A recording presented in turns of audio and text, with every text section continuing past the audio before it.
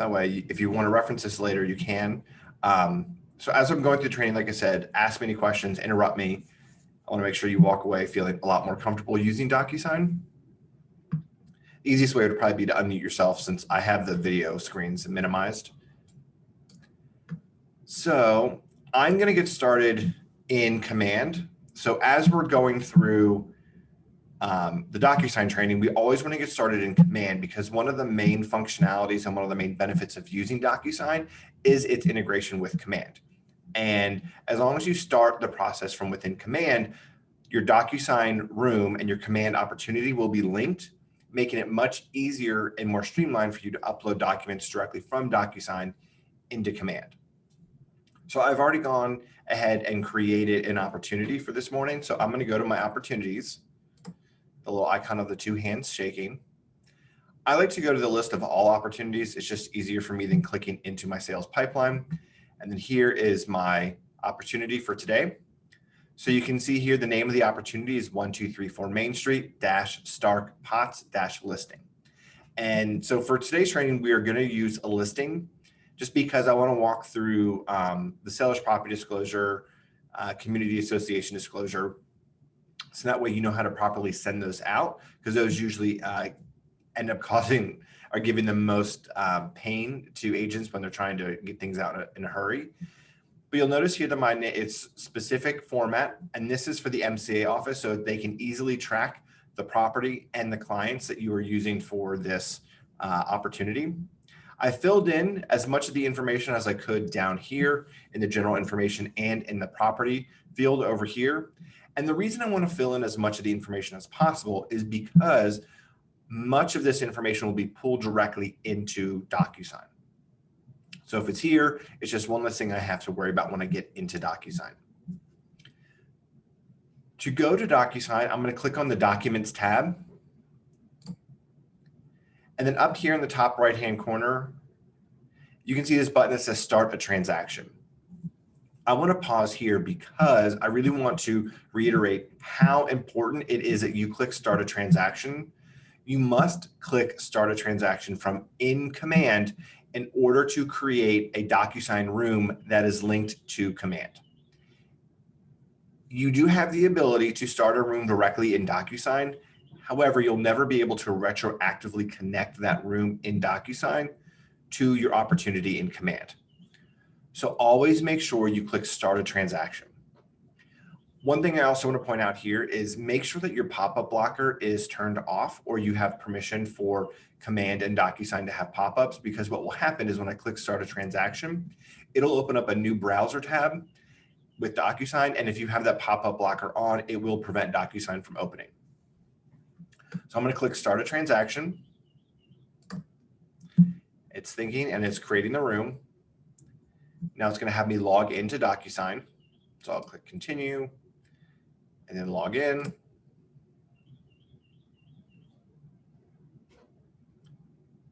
And now I have my Docusign room.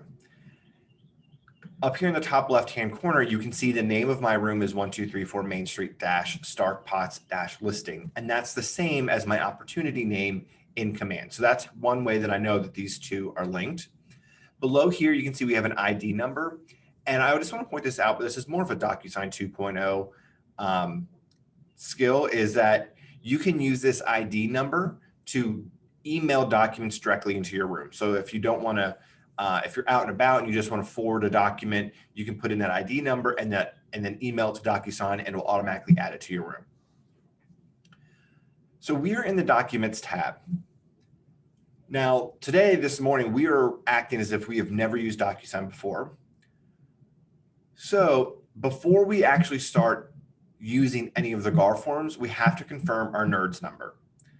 The NERDS number is what lets Docusign know that we are a paid member of a board of realtors and we have access to use the copywritten Georgia Association of Realtor forms. There are two ways in Docusign that you can confirm your NERDS number. I'll show you both, but the first and the simplest is while you're already here in your Documents tab, the first time you log into Docusign, if you come up to this top right-hand corner and click on the Add button, and then select Docusign Forms, you'll get this pop-up window with these two icons, and we're going to select the Realtor logo. And then it's going to ask for our 9-digit NERDS ID. I don't know my NERDS ID. I doubt you do. So thankfully, there is a little hyperlink right here that we can click on that says find your NERDS ID. I'm going to click on that, and that's going to open up a new browser tab. And it gives me the ability to search for my NERDS ID using my last name, email address, and or my real estate license. So I'm going to use my last name and my license number. Click submit. And then here is my 9-digit NERDS ID. So I'm just going to highlight this. Ooh. Copy. I'm just going to go ahead and close this tab because I don't need it. I'm going to come back in here. I'm going to paste my NERDS ID. I'm going to put in my last name here.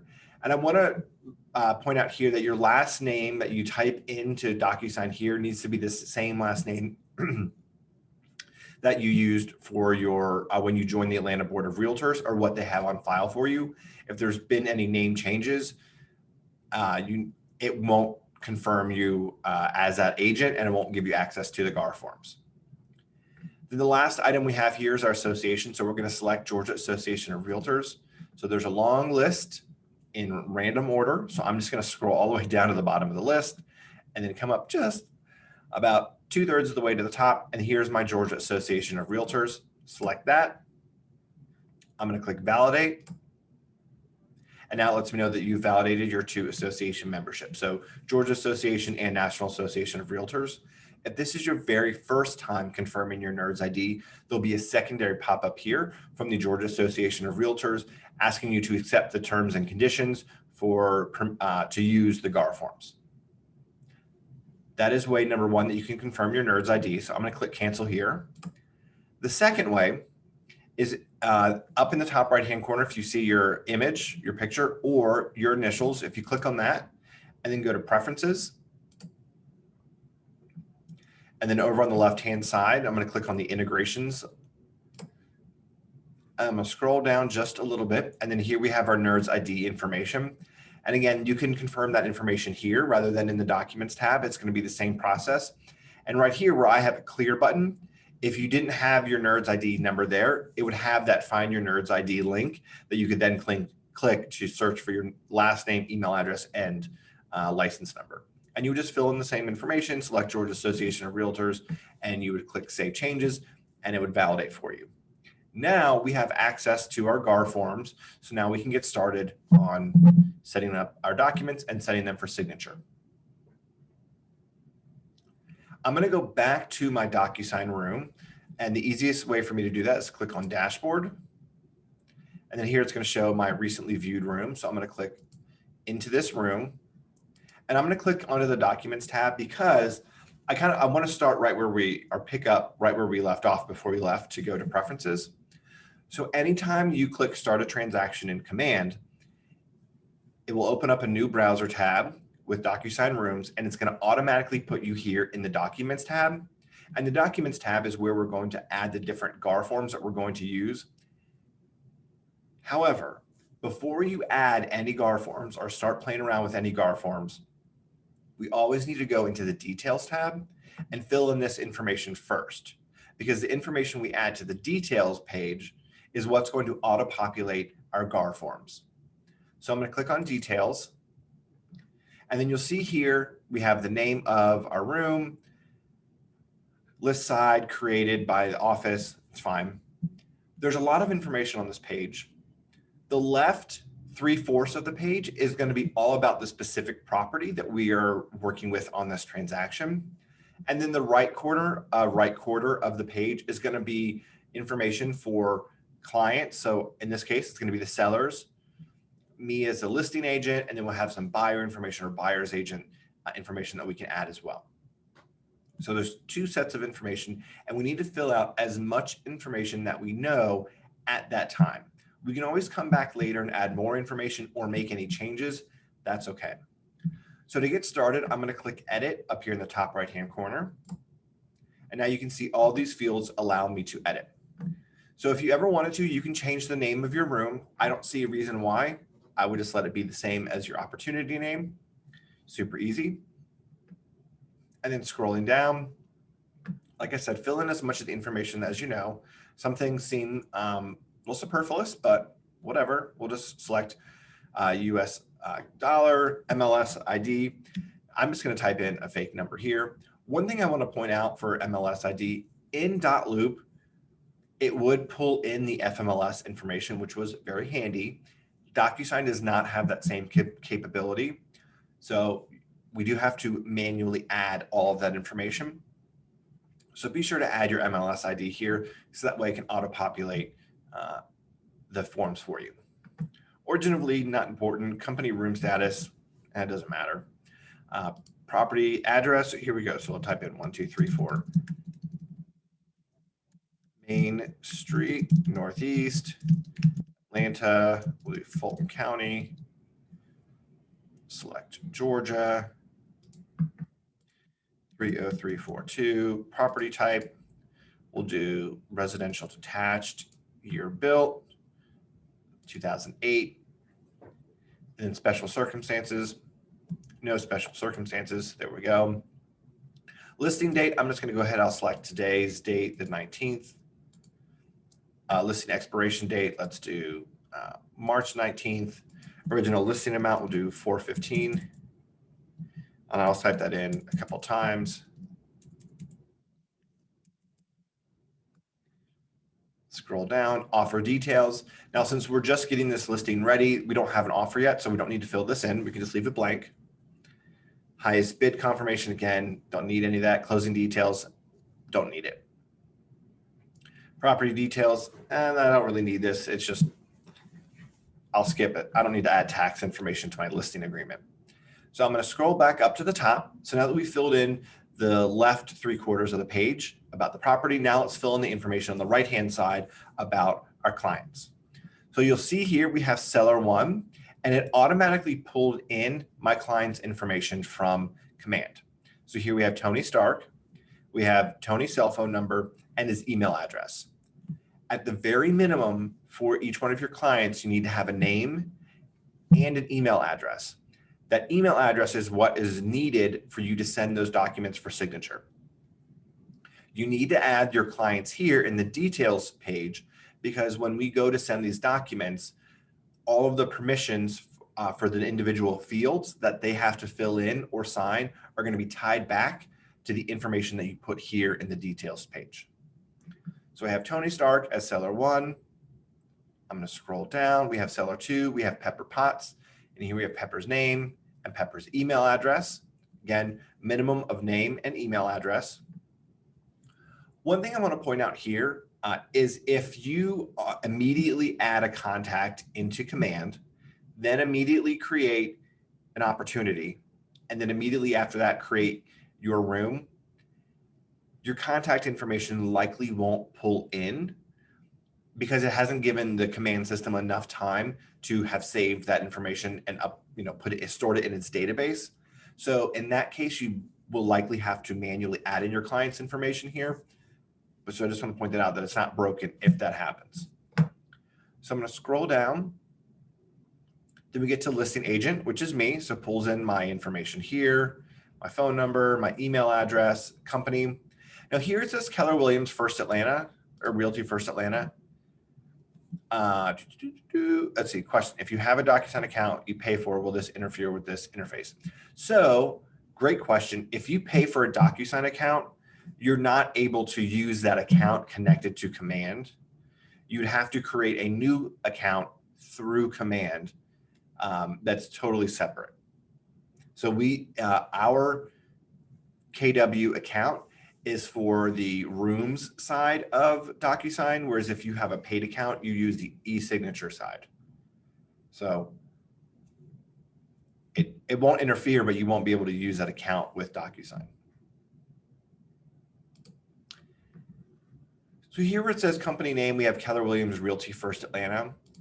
I would recommend that you delete Realty out of the name. It seems silly, but because of the amount of space that we have on the Gar Forms for company name, Keller Williams First Atlanta just fits better, and we have permission from Lynn to do that. So we have our address. We're going to fill in the rest of the information here. Country, state, zip code 30342. Now scroll down, we have listing agent 2. So if I were co-listing this with someone else, I can put his or her name here.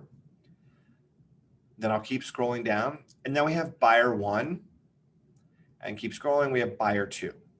So in this event, I'm the listing agent, so I don't need to add any of that buyer information here. It's not important to me. I'm not responsible for getting any of the buyer signature. If I were working on the buy side of a transaction, then I would fill in my client's information in buyer 1 and buyer 2 and leave the listing or the seller information blank. Scrolling down, we have buyer agent 1, and then below that we have buyer agent 2. In .loop, it automatically pulled in that co-op agent's information.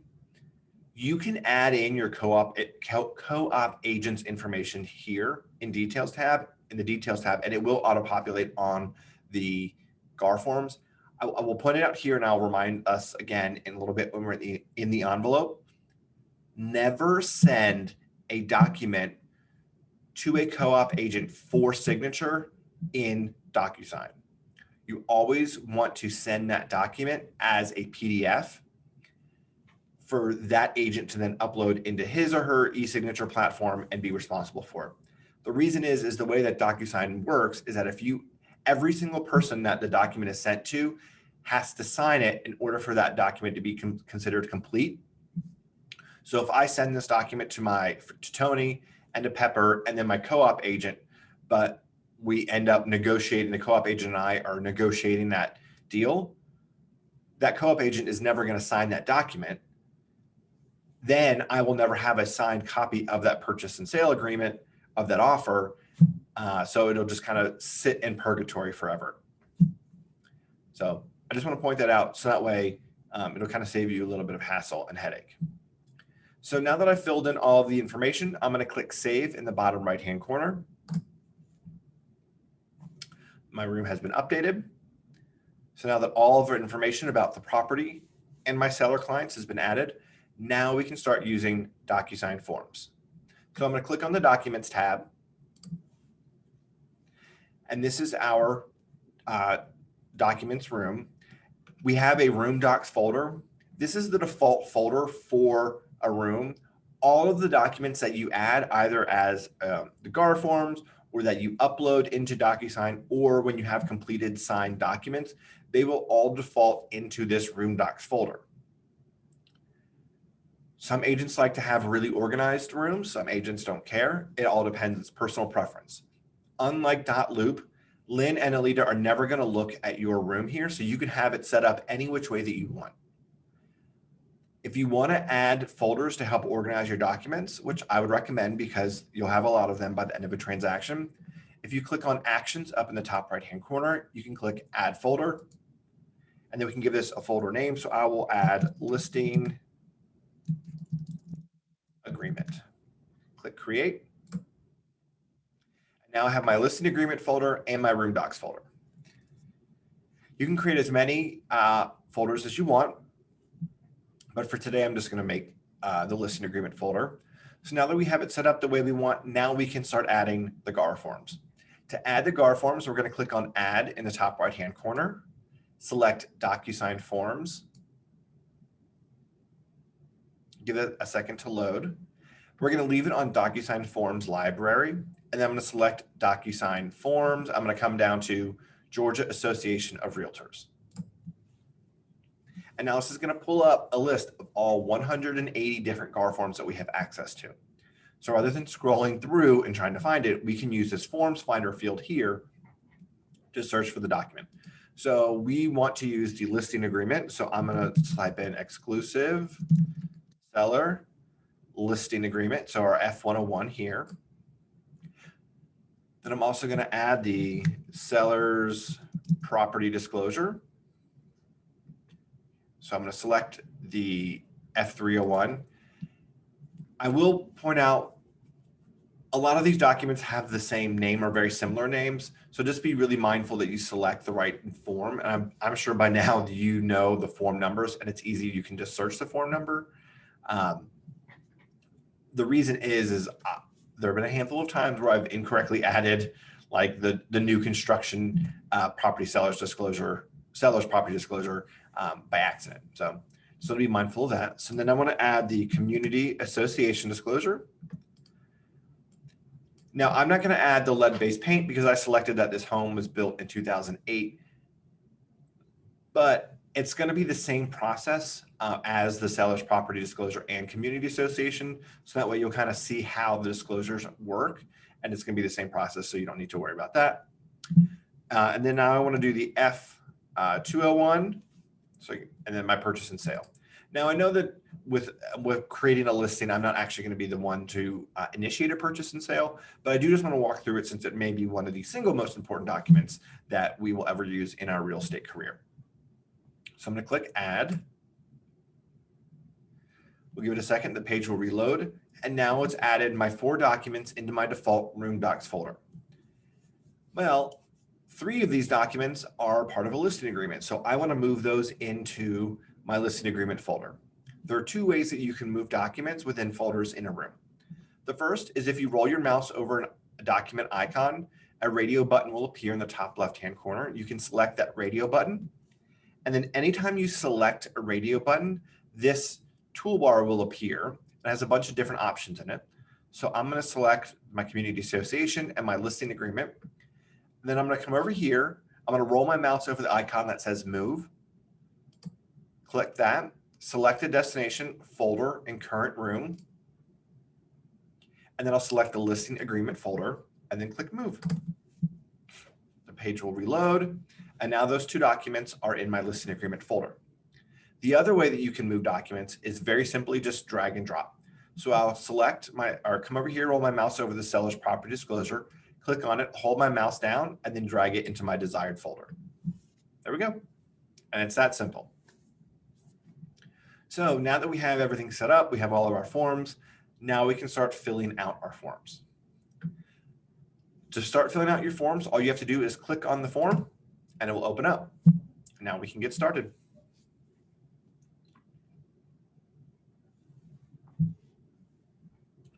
All right, and just like in .loop, we'll start at the top of the document and work our way down and fill in all of the fields that we have.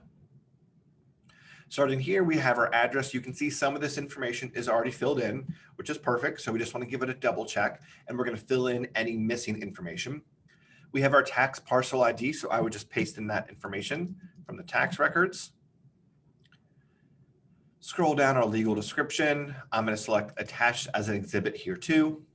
But if you use debook and page, you can just fill in that information as well. Scrolling down, we have list price and listing period. So it's going to pull in the list price from that details information. You'll notice here that there are no commas in that list price. For whatever reason, when Docusign set up the list price field, both on the listing agreement and on the purchase and sale, they excluded commas from the number. Kind of silly. So just be extra careful when you're typing in numbers so you don't, accidentally make this work, a $4 million listing. Then we have the term of this agreement date shall begin. So this is that new field that they've added to the 2021 forms. So I'll just make it today's date. So I'm just going to type in 2/19/2021. It can be the same as the actual public listing date. I do want to point out that anytime that you are writing addresses in a Docusign form, make sure you put it in the numerical format. You must type it out in this way, 02/19/2021. If you type out February 19, 2021, you will get an error message and it will cause the entire, when you click save and close, everything you added to that document will not be saved. It'll be blank. So just be really mindful. All addresses need to be typed in numeric format. So continuing down, I'm just going to fill in my marketing information. So I'll just type in FMLS, Georgia, MLS, and KWLS. Oh, another thing I want to point out, so this always reminds me at this stage, is that this training today is how to use Docusign Forms and not how to fill out these forms. So if I type anything in here, it's probably just shorthand or abbreviation and is not correct. And always refer to Lynn and Alita for actual compliance input. So for commission, I've negotiated 6% and we agree to pay the co-op agent 3%. Scrolling down, commission adjustment, don't need to do that. Separate commission on lease, no. Protected period, I've negotiated 90 days. We do not offer dual agency or sub agency, and the seller does give us consent to negotiate. There are no special circumstances, thankfully. Sorry, the seller does not consent to broker acting in dual agency. They moved around those fields and I got confused, sorry. So seller does not consent to broker acting in dual agency capacity. And then number 8, the seller does authorize broker to assist in negotiating. Continuing to scroll down, lots of scrolling. More scrolling. All right, so now we have our brochures. All of the Gar brochures are uploaded into Docusign. So select the brochures you want to send. I guess we don't need the lead-based paint one since this house is from 2008. All right, and then exhibits, we'll have our legal description, and we'll make this Exhibit A. Special stipulations. I do not know why the Georgia Association of Realtors put such a small space for stips. I guess they're trying to dissuade agents from using too many stipulations on listing agreements. I don't know. But you can fill out what you can here, and then I would recommend using the additional special stipulations page. Now you would have to go back and add that to your room, but just be sure to check that box there. And you can just type in any stip you would like to use. There we go. Scrolling down, you can see here we have our client's name and email addresses already added for us. Perfect. We're going to leave that as is. Then we'll scroll down to the broker's affiliated information. So I'm going to fill in the remaining fields. Now, I don't know why these do not auto-populate. I know Patrick at the regional level has talked with Docusign about getting these fields to auto-populate since it's going to be the same on every single form. The stips that Gar writes for us, that I don't know where they are. I would double check if they're in the list of documents that you can add. But I do know that if you go to the Georgia Association of Realtors website, you can download those there. So I'm just going to fill in the rest of my information, KWFA01, licensee phone number, fax number. All right.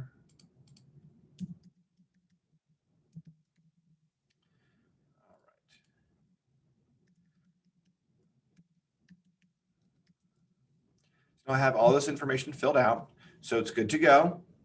Now that we've filled everything in, we can click Save and Close. We have it at the bottom of the document or up here in the top right-hand corner. Either way, it'll save and close. So I'll click Save and Close.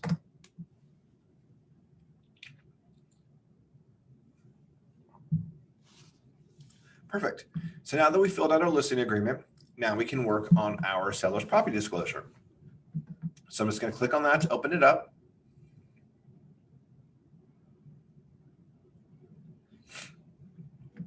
All right, and it has pre-populated our address information. We don't have an offer date yet, so we can leave that blank. And then scrolling down, here are all the fields for the information for the disclosure. But you'll notice there are no text fields and there are no radio button fields. I can't check anything, I can't do anything. That is correct. As the agent, we do not have permission to fill in this information. So Docusign does not have any of these fields mapped to us as agents. All of these fields will be mapped to seller one to fill in when we send these documents for signature. So there's nothing that we can do here. So I'm just going to scroll through the document to make sure that there aren't any other fields that I do need to fill in. But for the most part, it should just be blank. It should look or appear blank here at this phase of Docusign. Scroll all the way to the bottom. And there are clients' names. And we are good to go here. So I'll click Save and Close. This is the place where people get really tripped up, because in .loop, we did have the ability to edit the disclosures, not here. So I'm going to open up the community association disclosure. And this is going to be just the same as the SPD. So here we have our property address and then all these fields to fill in, but I can't touch any of them. There's no buttons, there's no fields for me to fill in, which is fine.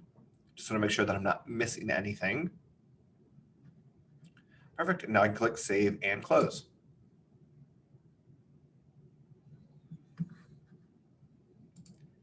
Any questions on filling in the listing agreement or the disclosures before we jump into the purchase and sale?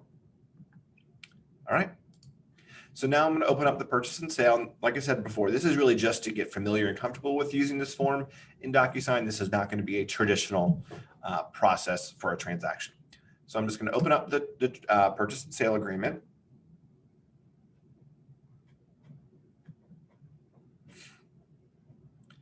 All right, perfect. So like before, we'll just start at the top and we'll work our way down, filling in all the information.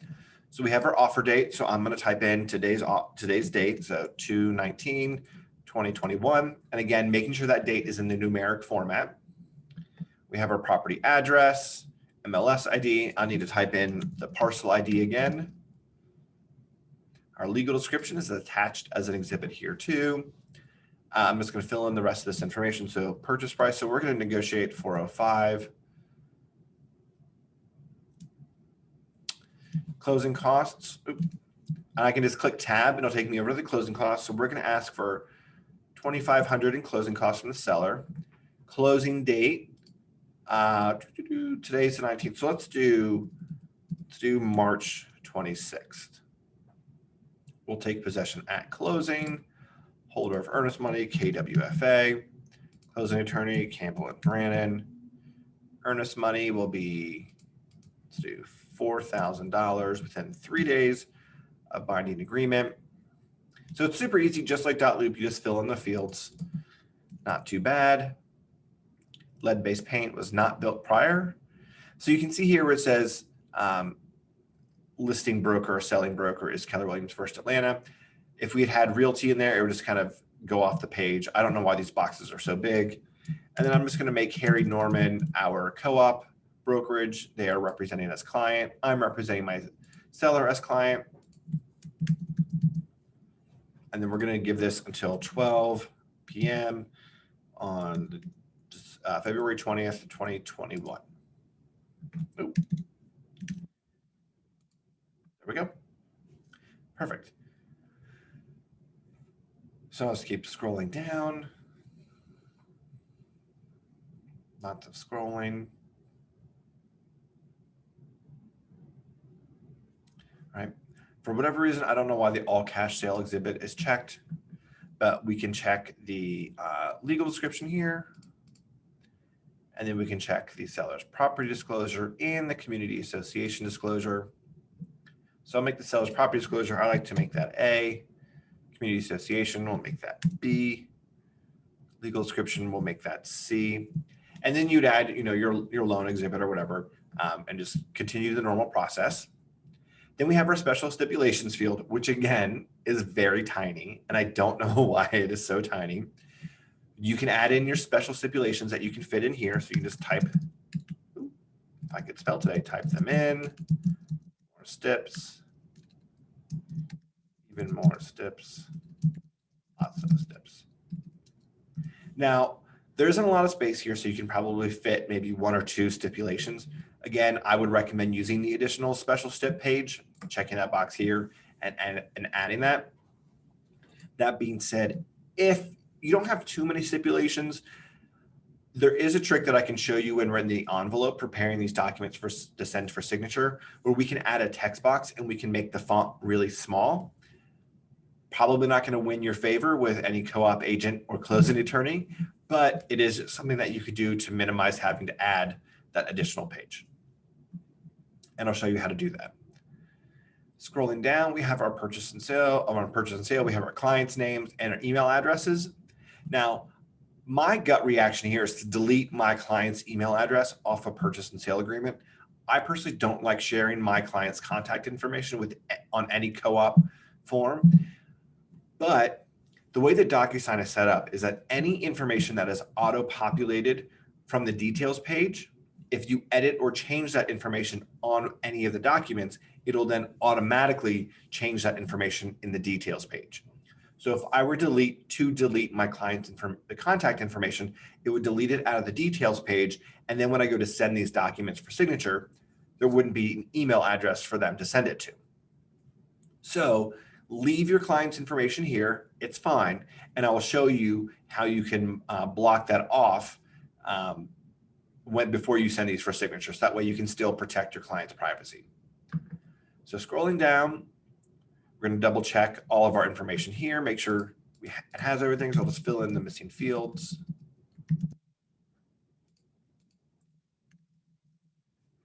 Everything else looks good to go. Again, you could fill in your co-op agent's information here. We're just not going to send this document for signature to this co-op agent through DocuSign. So now we are good to go. I'm going to click Save and Close.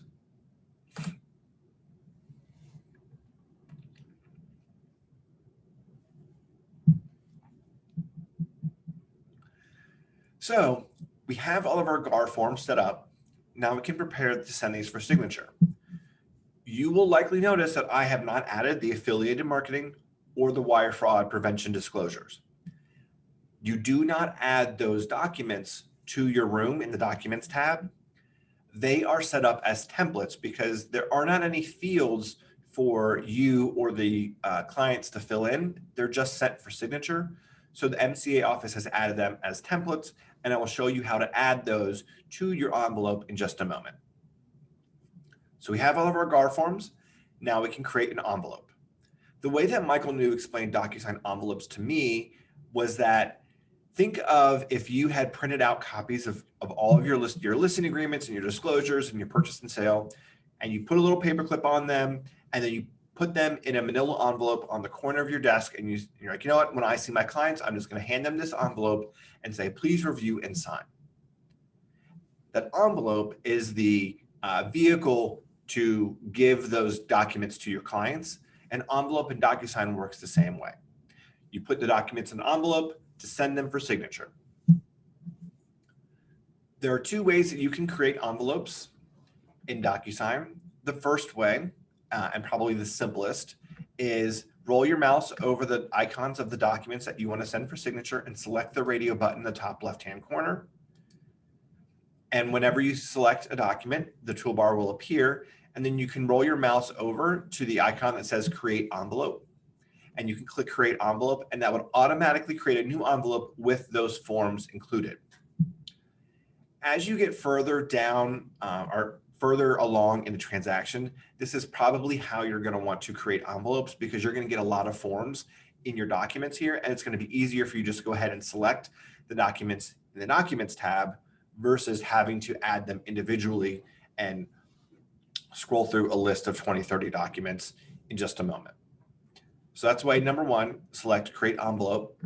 The second way is to go to the Envelopes tab. So I'll click on Envelopes up here. And then in the top right-hand corner, I'm going to click on New.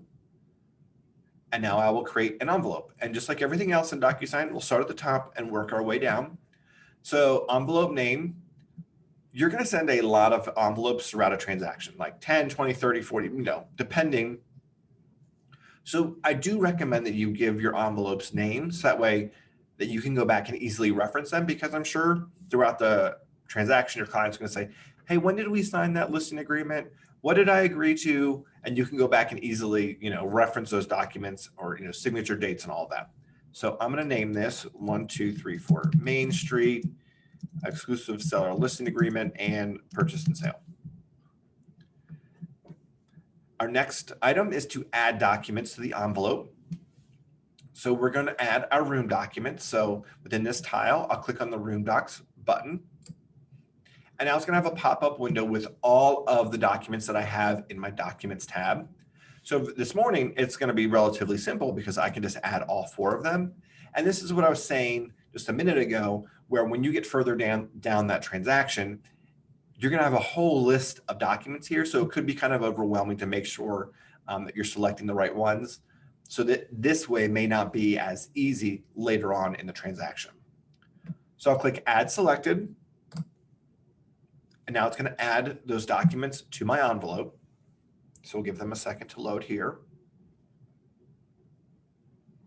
Now, I promised you I would show you how to add the affiliated marketing and wire fraud prevention. To add those, I'm going to click on the Use a Template button. So click Use a Template here. Then on the left-hand side, I'm going to select Shared with Me. And this is going to pull up a list of all the documents that the MCA office has added as templates. And the reason, like I said before, the reason these documents are templates is because there aren't any fields for you and I to fill in. We really just need to send them out for signature. Now, if I scroll down here, you can see I have my buyer affiliated marketing and my buyer wire fraud. And if I continue to scroll down, I have a seller affiliated marketing and a seller wire fraud. Make sure that you select the correct versions of these documents based on which side of the transaction you're working on, because the signature fields will be mapped according to the roles of your clients. So if I were to accidentally send the buyer version, there wouldn't be any fields for my seller clients to sign. So I'm going to click Add Selected, and it'll add those two documents to my room. Or sorry, to my envelope. Now we have a list of all 6 documents, but they're just in alphabetical order for now. And when I send my documents, I want my clients to sign them in a specific order. I want them to sign the listing agreement before the disclosures, before the office disclosures, and before the purchase and sale agreement. If you want to reorder or reorganize your documents in your envelope, you have to do it here at this stage. To reorder your documents, it's very simple. Just roll your mouse over the document icon, click your mouse down, hold it down, and drag it into the position that you want. So we have our listing agreement. Then I want to have my seller's property disclosure in the second position. Then our community association disclosure. Then I'll have my wire fraud. And then I'll have my affiliated marketing. And then my purchase and sale document will be last. If you do not reorganize your documents here, you will not be able to do it later on. And if for whatever reason you have to go back into your documents tab later to make any edits, it will also just put them back in alphabetical order. It's very annoying, but it is what it is. So we have all of our documents here. So now we're going to scroll down, and now we get to add recipients to the envelope. To add people to the envelope, I'm going to add only people that I want to send this document to. That's very specific for signature or for review. So to do that, I'm going to click Add Recipient. We have 3 different options here: pre-tagged roles, room participants, and email addresses. Pre-tagged roles is going to be for our clients to be able to have access to fill in some of those fields on the disclosures. If pre-tagged roles is ever the option in the dropdown, always select pre-tagged roles. All of the fields on each document are mapped to specific roles, and you must select pre-tagged roles in order for our clients to have permission to fill them in. Room participants are going to be just a list of people that we can send this to. So the people are our clients that we've added on the details page, and then anyone else that we may have added. But you will have to manually add every single signature field, initial field, or field that they need to fill in. This is where people get tripped up when they're getting ready to send the disclosures, is because they add room participants, and then when their clients go to sign the seller's property disclosure, there's literally no fields for them to fill in. All they can do is sign it. So always make sure you select pre-tagged roles. And then our last option is email address. And this is if you want to go ahead and add someone to the envelope here that you had not previously added on the details page. So if I wanted to send this, well, I'll talk through that in just a minute, but always select pre-tagged roles. So I'll select pre-tagged roles. And now it's going to give me a pop-up window, and it's going to show me a list of every single role that is included on each one of these documents.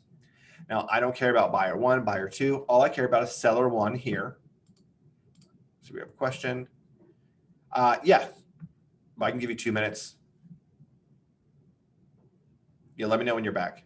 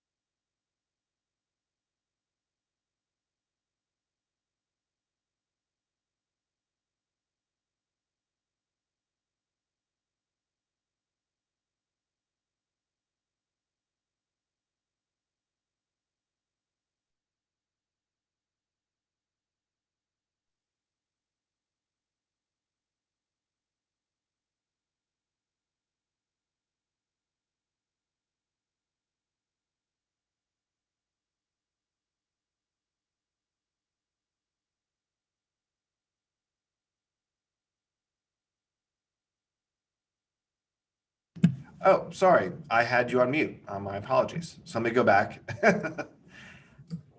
So I'm going to select my seller one here by checking this box. And then over here in the drop-down menu, I'm going to select Tony, seller one from the list of contacts that I have available to me. So Tony, select Pepper Potts. And then again for myself as a listing agent. Now your name may be in here twice, which is fine. Pick either or. It'll both go to the same place. Down here, you'll see we have a seller one with the numerical value of 1 and 2. Leave those blank. We don't want to select those because it's just messy. So just always select seller 1, seller 2, listing agent. So I'm going to click add selected. And it's going to add those 3 contacts to my envelope. So we'll give it a second to load. There we go. Now there's a fair amount of information here that we want to walk through first. On the left-hand side of each name, we have a little box with the number 1 in it. That box determines the signing order of these documents. It will default to number 1, which means that everyone has the ability to sign at the same time. However, because my clients are going to be filling in these disclosures, I want the documents to go in a very specific order. Because I want my seller 1 to fill in everything on the disclosures, then I want my seller 2 to be able to review that information and double check that it's correct before she signs, and then it can come to me and then I can sign. I also know agents that like to be the first ones to sign before it actually goes to their clients, and you could set up that order as well to set yourself up as number 1, seller 1 as number 2, and then seller 2 as number 3. If you want to edit the order, just highlight the number and then update the number there, and the system will automatically reorder, and then I'll make myself number 3. So now we have it in the correct signing order.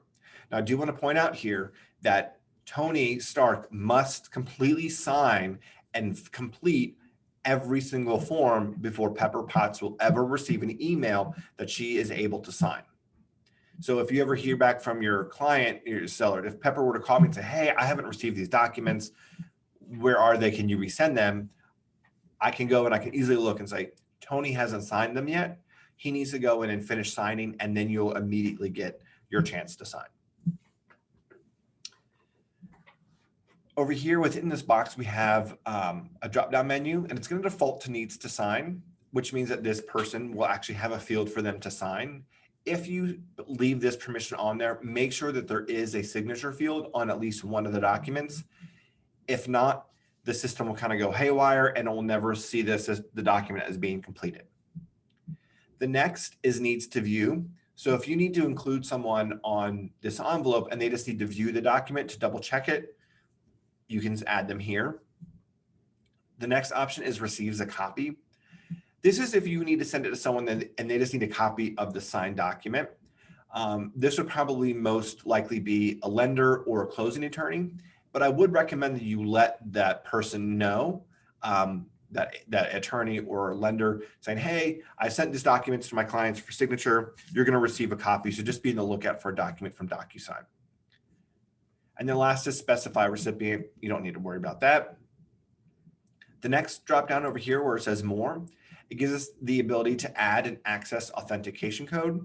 So if your client is concerned about e-signature, that is fine. We can add an extra layer of security before he or she can sign. So I can add this access authentication code and I can type in a code here. So I'll just type in 1, 2, 3, 4, 5. Now I'll have to tell Tony, hey, Tony, you're going to receive an email from Docusign for you to sign these forms.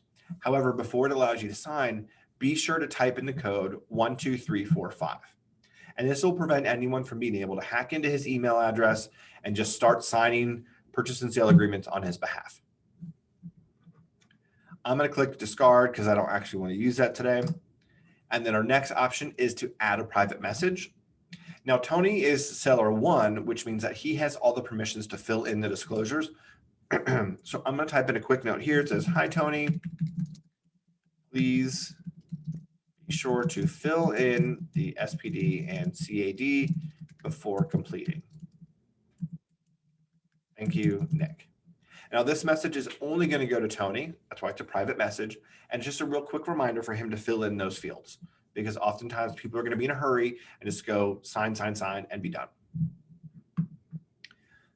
So now that we are good with our recipients, we've added all 3 recipients, we've put them in the correct order, we've given them the correct permissions, and added a private message.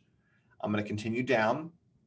And here we can write a message to our recipient. So this will go to everyone that's included on the envelope. The email subject will default to please DocuSign, which I recommend just leave because that'll kind of give your clients the heads up like, oh, they need to do something here. And then I'm going to update to add 1, 2, 3, 4 Main Street, Northeast, exclusive seller listing agreement, and purchase and sale agreement. And I'm typing a quick message. Hi, Tony and Pepper. Please review and sign. Thank you, Nick. Now you can write whatever message you want, but for today's training, I'm just going to keep it pretty short. Any questions on what we've done so far in setting up our envelope of adding documents? Perfect. All right, so now we've set up our envelope. I'm going to click next, and this is going to take me to the envelope editor where I can double check all the fields, add any missing fields before sending for signature. So click next.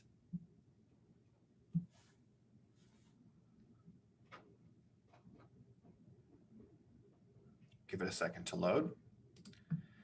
Now there's a lot of information here, so let's just kind of walk through the layout of the editor before we start actually making any edits.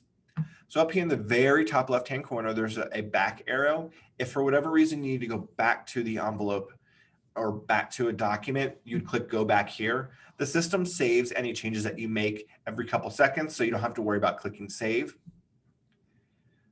Here we have a drop-down menu. It's going to default to seller 1, and he has a yellow circle to the left of his name. If I click on this drop-down, it's going to show every single person that is included in this envelope with a different color next to their name.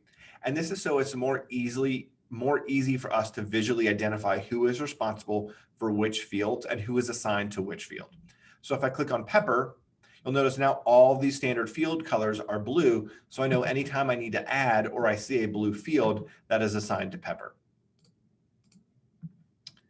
Okay, perfect. So if this is the same as everything you've done before, no worries.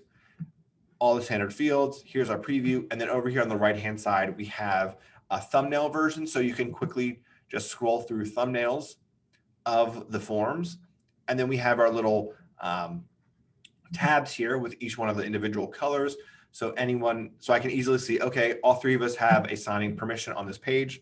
I can just click on this page and it'll take me right here, and I can double check to make sure that I have the signature fields assigned properly. And we have our date signed and we're good to go. And then I have myself here and my date signed. Now, one thing that I like to do, since I've set myself up as the 3rd and final signer, I can go ahead and make this document, this listing agreement, binding when I sign it. So I can come up here and I can select myself from the dropdown, and I can come here to the text field and I can add text box here. And I'm going to leave this as required. So whenever you select a text box or a field, we'll get this menu on the right-hand side. And it's going to default to required. I'm going to leave that checked as required. So I'm going to come here. I'm going to right mouse click on that text field, click copy, and then paste. I'm going to add another text field right here.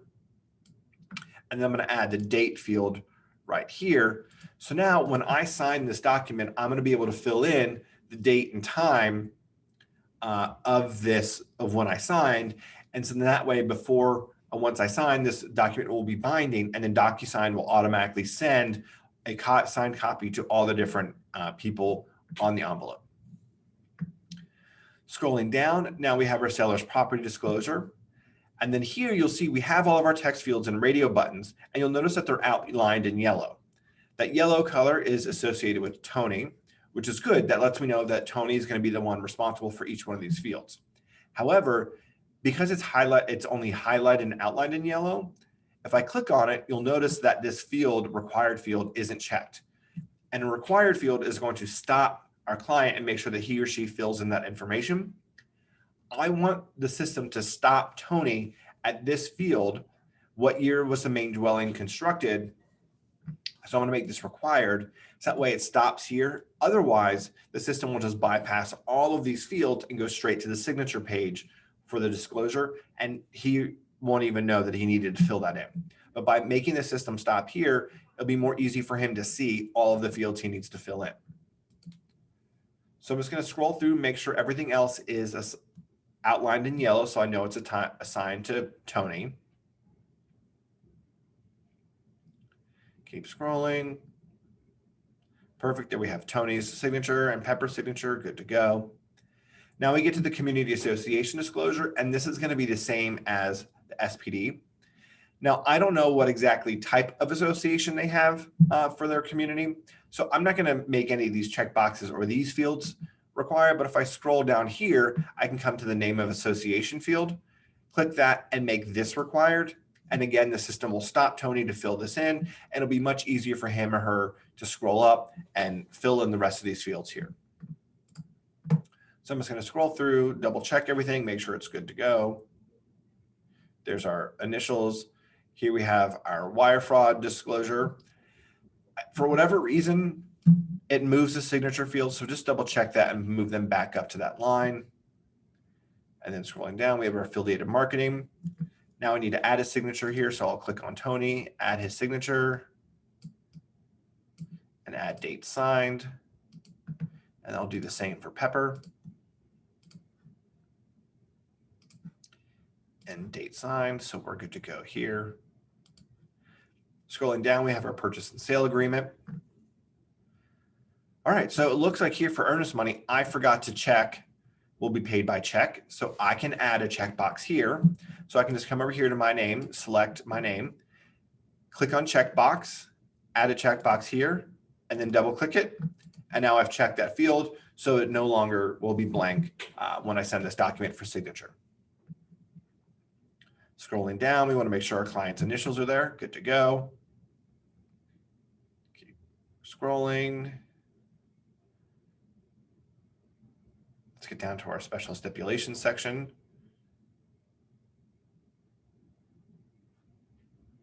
All right, so it looks like, okay, I incorrectly put the exhibit B in the wrong field. So I'm going to add a text box here for community association is going to be exhibit B.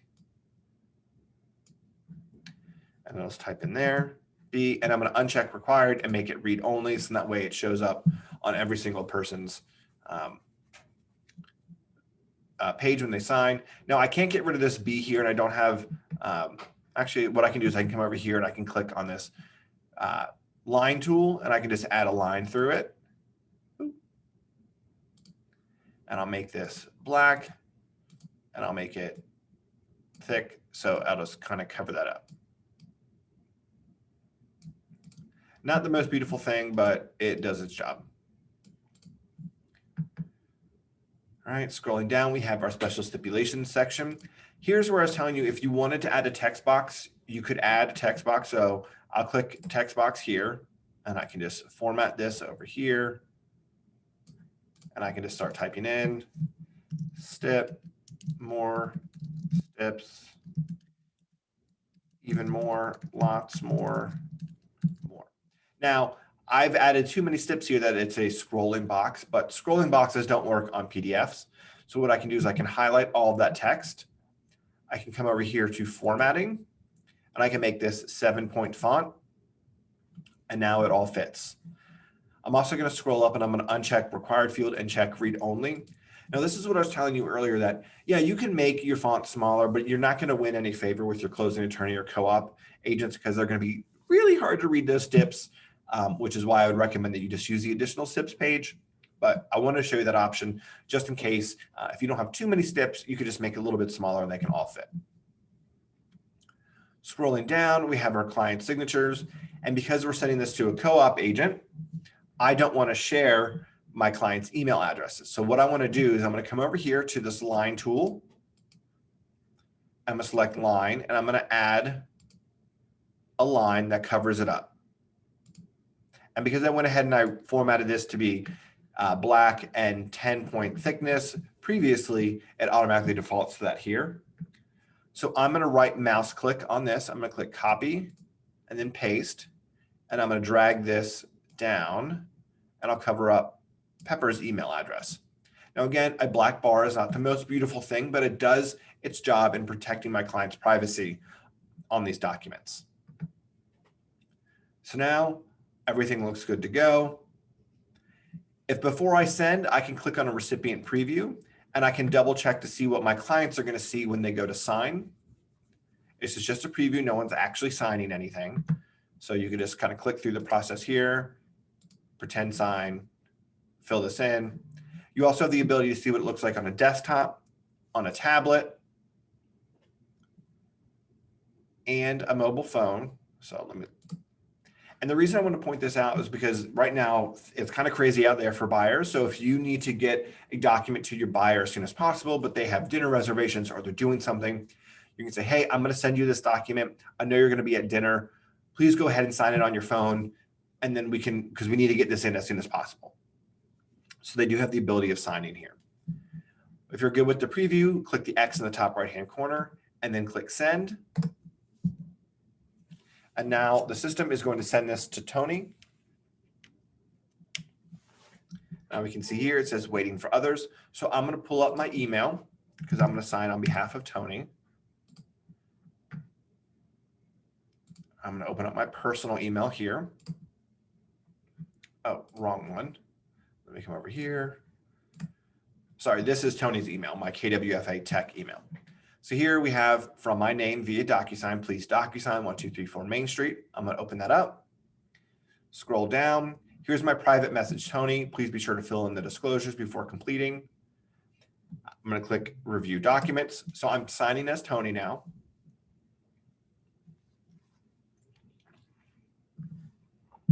I'll click agree to use electronic signatures, continue, start, and it's just going to jump to required field to required field. It's going to ask to confirm signature.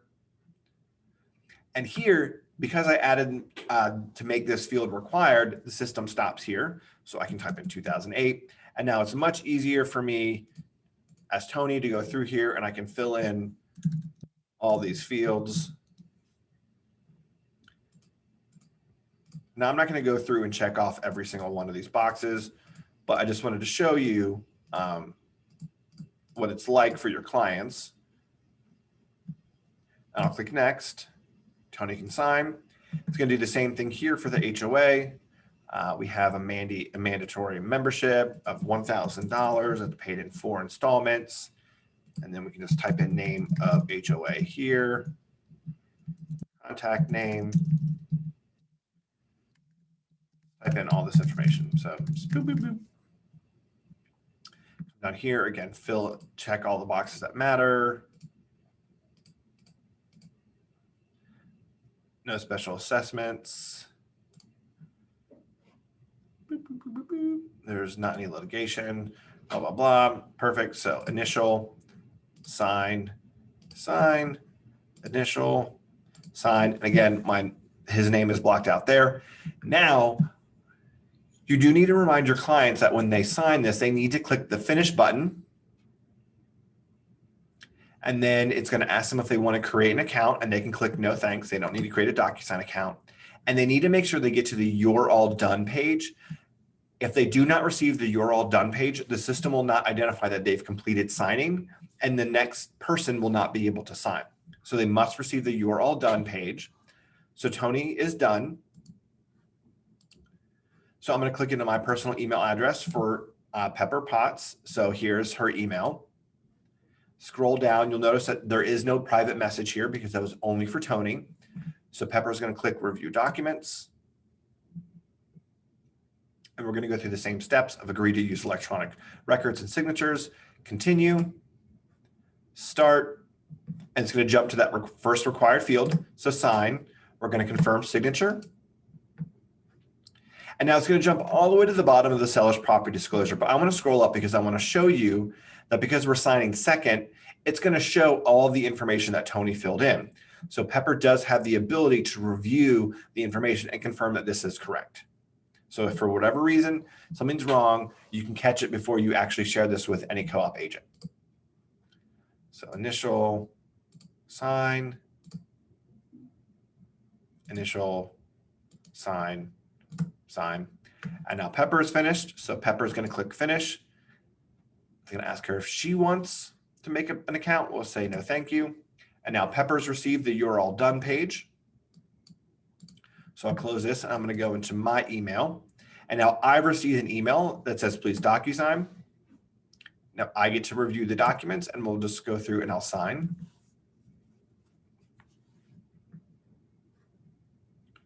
All right, click continue, start, sign. And now I made these fields required, so the system is going to stop me to fill this in. So I'm going to make this as 11 o'clock a.m. on today's date, automatically fills in. So fill in, sign, I'm finished. The system is going to ask if I want to log in, which I don't want to. And now I got the You're All Done page. So now everyone has signed. So I'm going to come back into Tony's email because I want to show you one of the great things about DocuSign is that once everyone signs, it automatically sends completed versions of these documents to everybody. So that is one of our steps as agents is to have to send these for our clients' records, but we don't need to do that now because DocuSign does it for us, and they can scroll down and here are copies of all the documents they signed for their records.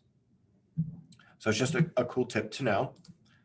So now I'm going to go back into DocuSign. I'm going to refresh the page. So the envelope is now going to show as completed. Perfect. We're good to go there. I can open up the envelope and it's going to show me exactly when everybody signed. I'm going to close this envelope. Now I'm going to go to the Documents tab because I want to see my actual signed documents. And remember earlier I said that every document when it's added to the room defaults into the room docs folder. So you can see we have all these documents here with the green checkbox and that says signed. Those are the PDFs of the signed copies. Now, I want to reorganize and clean up my room. So I'm going to add all of my listing agreements, documents to my listing agreement folder. So I'll click move, folder and current room and click move. Oh, sorry, listing agreement, excuse me, move. Now the page reloads and now I have all of my documents here in my listing agreement folder. And then I have my purchase and sale down here in my room docs folder. Now, if you wanted to, you could combine these documents, but if you're familiar with DocuSign, I imagine you know how to do that. So I'm going to, now we're going to go from DocuSign back into Command because now that we have all of our documents signed, we need to upload them to Command for compliance. So I'm going to click back into Command. All right. So now I'm going to come into Command. Let's add our document. So I'm going to come over here. I'm going to stay in my listed folder. I'm going to come over here to our listing agreement. And there's a couple of different ways you can add the documents, and I'll show you each of those. First, I'm going to click Add a File here to the right of Listing Agreement. I'm going to select source of documents, Docusign. And this is where that main functionality comes into play, because this is going to show me all of the documents that I have in my Docusign room, so I can upload them directly from Docusign into my opportunity. So this is my listing agreement. So let me scroll down to my exclusive seller listing agreement, and I'm going to make sure I look for the -signed copy. Always make sure that you're uploading the signed one. So click assign, and now it's going to automatically add that document. And I can click on it here to show a preview, and here's my signed listing agreement. So that saves me from having to download it from Docusign and then upload it manually into Command. And I can do the same thing here. So you can go through one by one and add a document. That is fine. But since we know we have to attach a couple files, we can click attach multiple files here. I'll select Docusign as my source. And then we'll just go down this list and add our document. So we have our community association disclosure. So I'll scroll down here and select community association disclosure signed. Seller's property disclosure. We'll do the same thing down here. Seller's property disclosure signed. Rawls Group affiliated marketing signed. And then our wire fraud signed. And then click attach, and it's going to upload all of those documents here. If you have a document that you don't have a field for, what we would do is we'd click on add item, and I can type in the name of the form here. So I can just type in extra document type. This doesn't really matter. This is more just for organizational purposes. It's not going to affect compliance review. So I can just do addendum. And again, it's source of documents. I can click Docusign, and it's going to show me a list of all of my documents. And I can just upload this certification for now as an example and click save. And now here's that extra document, and it's automatically uploaded. Once you have gone through and you've uploaded all of your documents, now you click submit to MC. And this is what sends the Lynn and Alita a note that your opportunity is ready for compliance review. If you do not click submit to MC, they will not look at your documents and they won't be able to review them. Another thing I want to show you really quickly in Docusign, in Command, is over here in the under contract folder. So let's say I have my purchase and sale. I can add this the same way of clicking source of documents, Docusign, and then I'll scroll down to my purchase and sale agreement signed and click assign. All right, this is great. We're under contract. Well, let's say the buyers of this transaction, they terminate. And they're like, you know what, like too much stuff in the inspection report. Well, you don't want to have to go through and create a whole new opportunity, because that's just going to be more work and you're going to have to re-upload your listing agreement. Well, right here in this toolbar where it says under contract, there's a drop-down arrow, and it gives you the ability to add a version. So I can click add version, and I can just leave it under contract version 2 and create new version. And now it's going to give me a whole new blank set of documents. So if I ever needed to go back, I can go back to my under contract version here, and then here's that original purchase and sale. And I can come back here to version 2, and I can upload all those new documents here. So you have them as record, and then you can submit your new documents for your new contract here, submit to MC. So that is the training this morning. What questions do you have? Anything I can clarify for you? You're still on mute. I can't hear you.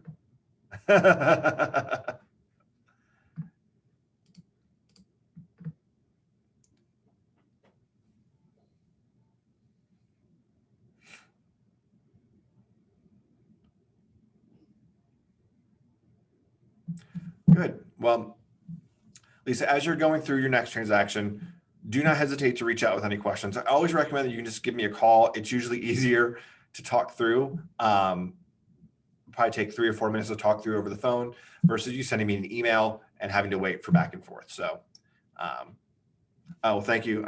If you ever want any banana pudding or anything, just let me know. I'll make it for you. All right. Well, thanks for joining me. Have a great Friday, and I will talk with you soon. Thanks, Lisa. Bye.